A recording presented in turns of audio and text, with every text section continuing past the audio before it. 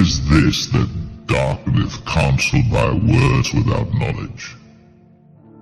Gird up now thy loins like a man, for I will demand of thee, and answer thou me. Where wast thou when I laid the foundations of the earth? Declare, if thou hast understanding. Who hath laid the measures thereof, if thou knowest? Or who hath stretched the line upon it? Whereupon are the foundations thereof fastened? Or who laid the cornerstone thereof? When the morning stars sang together, and all the sons of God shouted for joy? Or who shut up the sea with doors when it brake forth, as if it had issued out of the womb? When I made the cloud the garment thereof, and thick darkness a swaddling band for it, and brake up for it my decreed place, and set bars and doors, and said, Hitherto shalt thou come, but no further, and here shall thy proud waves be stayed. Hast thou commanded the morning since thy days, and caused the day spring to know his place, that it might take hold of the ends of the earth, that the wicked might be shaken out of it? It is turned as clay to the seal, and they stand as a garment, and from the wicked their light is withholden, and the high arm shall be broken. Hast thou entered into the springs of the sea, or hast thou walked in the search of the depth? Have the gates of death been opened unto thee, or hast thou seen the doors of the shadow of death? Hast thou perceived the breadth of the earth? Declare if thou knowest it all. Where is the way where light dwelleth? And as for darkness, where is the place thereof, that thou shouldst take it to the bound thereof, and that thou shouldst know the paths to the house thereof? Knowest thou it because thou wast then born, or because the number of thy days is great? Hast thou entered into the treasures of the snow?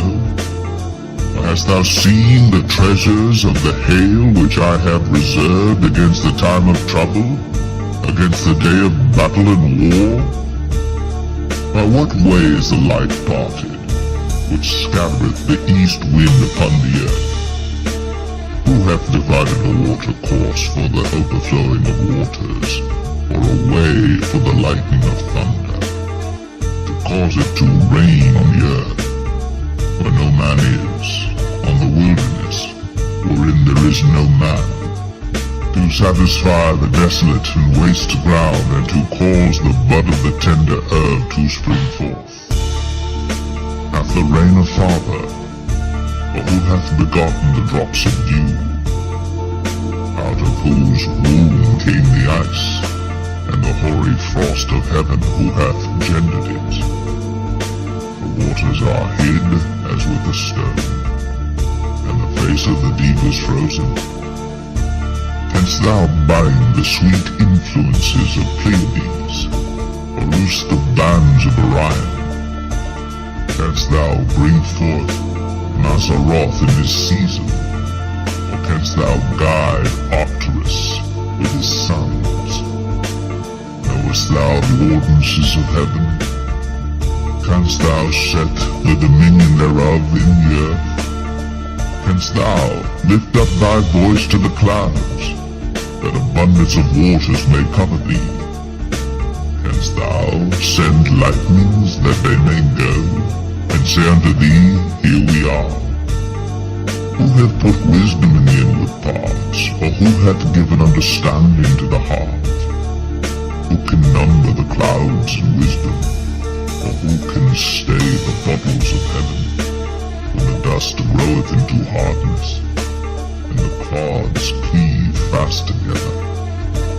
Wilt thou hunt the prey for the lion, or fill the appetite of the young lions when they couch in their dens and abide in the covert to lie in wait?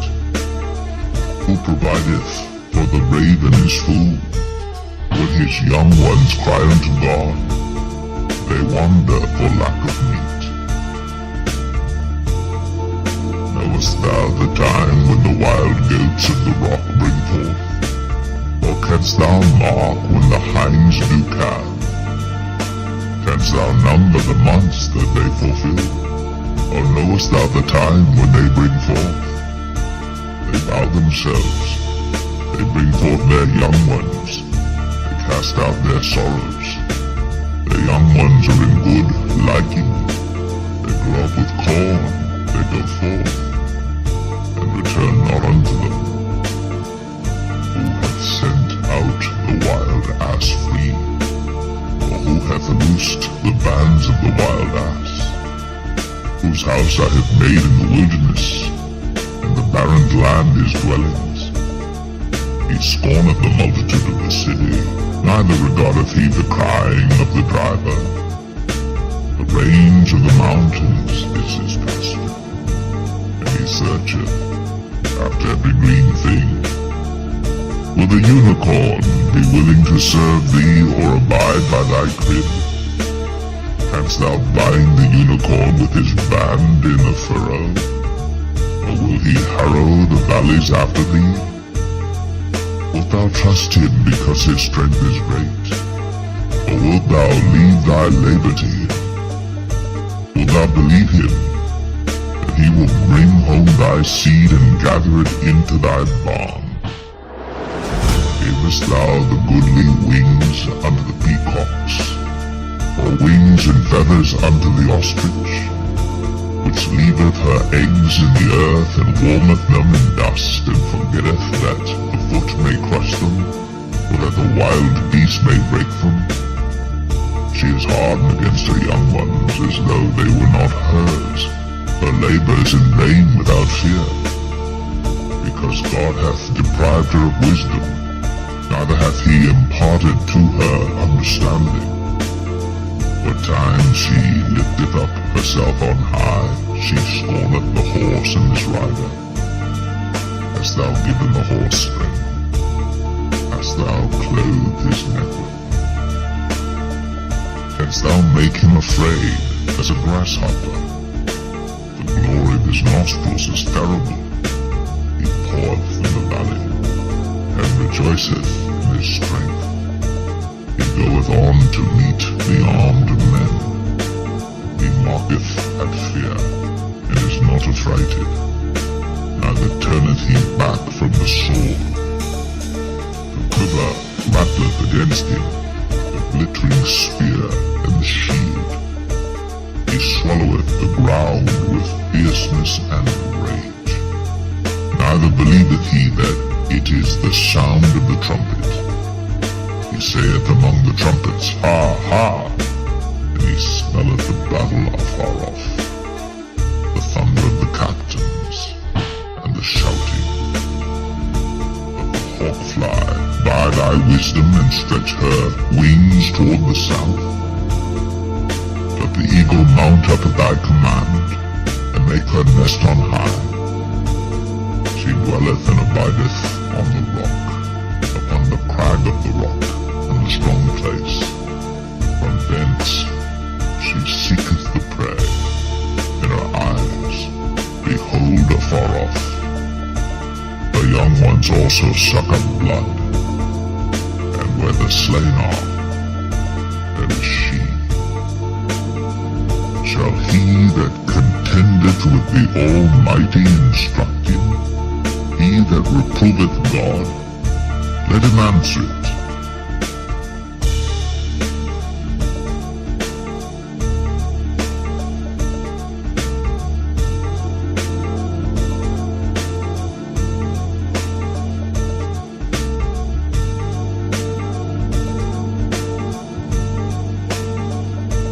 In the beginning, God created the heaven and the earth. And the earth was without form and void, and darkness was upon the face of the deep.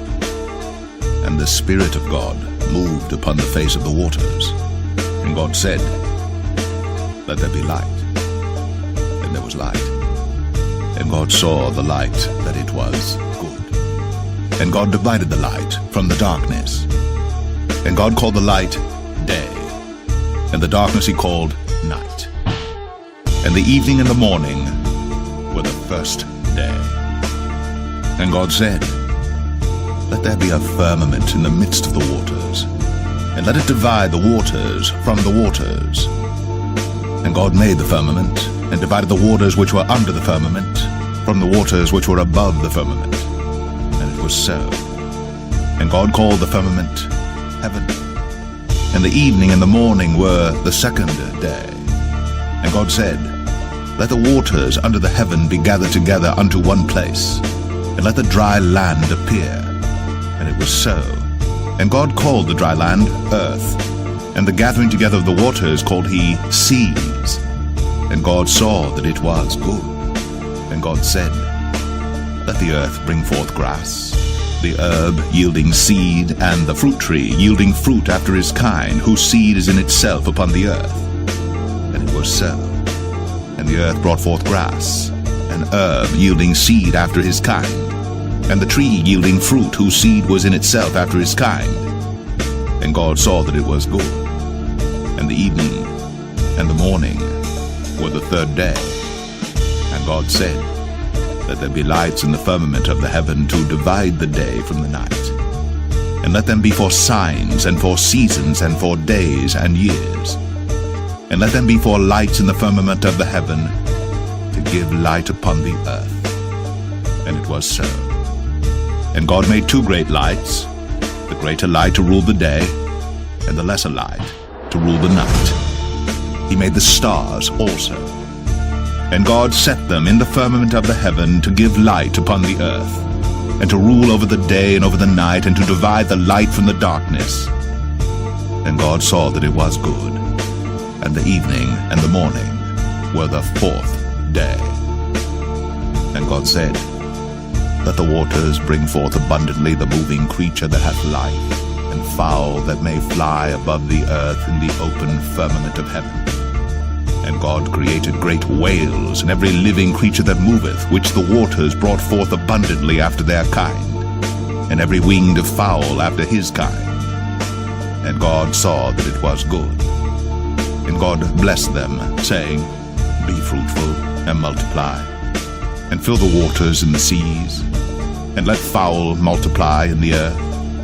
And the evening and the morning were the fifth day. And God said, let the earth bring forth the living creature after his kind, cattle and creeping thing, and beast of the earth after his kind. And it was so. And God made the beast of the earth after his kind, and cattle after their kind, and everything that creepeth upon the earth after his kind. And God saw that it was good. And God said, let us make man in our image, after our likeness, and let them have dominion over the fish of the sea, and over the fowl of the air, and over the cattle, and over all the earth, and over every creeping thing that creepeth upon the earth. So God created man in his own image. In the image of God created he him, male and female created he them. And God blessed them, and God said unto them, be fruitful, and multiply, and replenish the earth, and subdue it, and have dominion over the fish of the sea, and over the fowl of the air, and over every living thing that moveth upon the earth. And God said, behold, I have given you every herb-bearing seed which is upon the face of all the earth, and every tree in the which is the fruit of a tree yielding seed. To you it shall be for meat. And to every beast of the earth, and to every fowl of the air, and to everything that creepeth upon the earth, wherein there is life, I have given every green herb for meat. And it was so. And God saw everything that he had made, and behold, it was very good. And the evening and the morning were the sixth day. Genesis 2. Thus the heavens and the earth were finished, and all the host of them. And on the seventh day God ended his work which he had made. And he rested on the seventh day from all his work which he had made. And God blessed the seventh day, and sanctified it, because that in it he had rested from all his work which God created and made. These are the generations of the heavens and of the earth when they were created, in the day that the Lord God made the earth and the heavens. And every plant of the field before it was in the earth, and every herb of the field before it grew. For the Lord God had not caused it to rain upon the earth, and there was not a man to till the ground. But there went up a mist from the earth, and watered the whole face of the ground. And the Lord God formed man of the dust of the ground, and breathed into his nostrils the breath of life. And man became a living soul.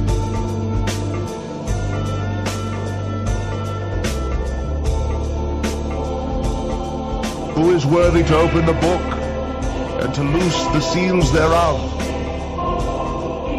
Thou art worthy to take the book and to open the seals thereof. For thou wast slain, and hast redeemed us to God by thy blood out of every kindred and tongue and people and nation, and hast made us unto our God kings and priests, and we shall reign on the earth. And I saw when the Lamb opened one of the seals, and I heard, as it were, the noise of thunder, one of the four beasts saying, Come and see. And I saw, and behold, a white horse, and he that sat on him had a bow, and a crown was given unto him, and he went forth conquering and to conquer. Remove their chains. What? They must die. It's the order of the Emperor. Domitian has been assassinated. Nerva is the Emperor now. He has declared an amnesty for all prisoners.